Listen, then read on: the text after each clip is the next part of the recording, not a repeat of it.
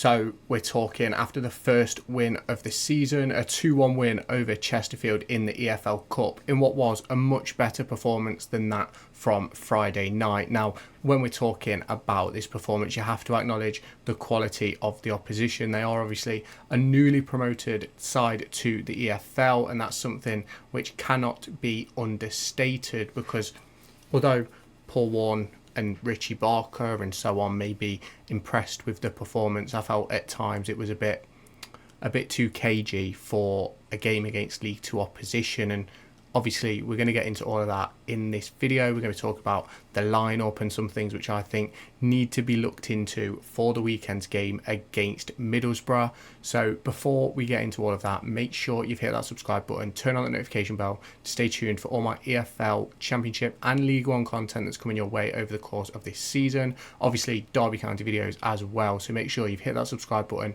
and turn that notification bell on to stay tuned. Now, I felt it was a much better performance, but I felt it was one which was to be expected because obviously when you're playing lower league opposition like we did in Chesterfield, it sort of opens up them doors for opportunities, and you sort of go back into sort of the mode we was in last season where a lot of the teams are worse than us and we've just got to sort of pick our way through. Now, I thought we started quite bright, had quite a few chances. I thought Dajaune Brown certainly made the most of his opportunity tonight. I know some people will say he probably should have scored, and I don't disagree. He had a really good chance just before he came off in the second half. Now, he had a couple of good chances in the first half as well, was just unable to take them. I felt that Dajaune Brown certainly offered a lot to that number 9 position, and I think he's certainly given Paul Warne some thinking to do. I think it sort of opens the door for him to sort of potentially earn himself a starting spot for Saturday after the performance today. I said in my preview that I thought Dajaune Brown deserved the opportunity to start, and I certainly think he took that opportunity. Now, if we look through other areas of the pitch tonight, you look at Liam Thompson in midfield. I thought another excellent performer, another player who was given an opportunity tonight, and in my opinion, again, took his opportunity really well, scored a really nice goal off a Dajaune Brown assist. Let's not ignore that as well. It was an absolute peach, to be completely frank, and I think there's a lot more to come from Liam Thompson this season. I think if we go back to that administration season, he came into a championship midfield against one of the best teams in the league and was man of the match, and I think he started the next few games and got man of the match in all of them. He was a really good performer in that season, and I think that's something which we're going to see again this year. Now, I think obviously he's got to earn his way back into the squad. Obviously, at the weekend we played with Liam Thompson. At the weekend we played with Ben Osborne, David Ozo and Kenzo. I think we could see maybe a potential change to that heading into this weekend. Obviously, Ozo's played 2 90s. So is he going to be ready to do 3 90s in a row? We're obviously going to see with that. Obviously, if you did look through the lineups, you will have seen that Ebou Adams wasn't involved. Joe Ward was back involved, which is obviously really good to see. I think Joe Ward could have a massive impact this season, but I don't think it'll be in a wing-back role that some people will expect. I think he'll potentially be playing on that right wing instead of right wing-back. I think him and Kane Wilson can both play that position, and obviously you look at the depth we have in those areas now with Kayden Jackson, Barkes and Blackett, Taylor, Mendez, Laing, and if you then add Wilson and Ward in there, we're pretty stacked in those wide positions, and I do think Wilson's a bit more effective further forward, and I think we could see the same with Joe Ward throughout this season. Now, Ebou Adams should be back for the weekend, but obviously no guarantee. Corey Blackett-Taylor should be in and around it by the weekend, but we'll have to wait and see, according to Richie Barker post-game. Now, I think the big thing to acknowledge from this performance was the 2 fullbacks of Ryan Nyambe and Craig Forsyth. I thought they both put in really good displays tonight. I think obviously can always do better and not concede a goal, but I don't necessarily think that was down to either fullback. I think obviously Liam Thompson put his hand on his heart and took that one for losing the ball in the middle of the park. I still think there was things we could have done after that to prevent the goal, but we didn't, and that's just one of those things that certainly at that point in time, and certainly going into half time, despite Thompson scoring, it certainly didn't feel like we were the better side. Now, although we had sort of a lot of the ball and we got into some good areas, it just didn't feel like we was the team on top. And at times, I'd probably argue it felt like Chesterfield were the championship side. So that's something which we're going to have to address in upcoming games, because if Chesterfield are making us look like that at times, then what are the likes of Burnley and Leeds and Luton and things like that going to do to us across the course of this season? So obviously, we're still waiting on incomings for the number 9, the creative midfielder, centre-half and goalkeeper. Latest would suggest that Zetterstrom will join after his game on the 15th, but obviously nothing confirmed yet. There's going to be a video out tomorrow on Daniel Jebison, so make sure you've turned on the notification bell and hit the subscribe button to see that one when that drops. And then obviously Thursday, Friday, we'll do our previews of the weekend's fixtures and obviously Derby County's game versus Middlesbrough. So make sure you have hit that subscribe button to stay tuned for that. And obviously let me know your thoughts down below about the performance, about the team selection.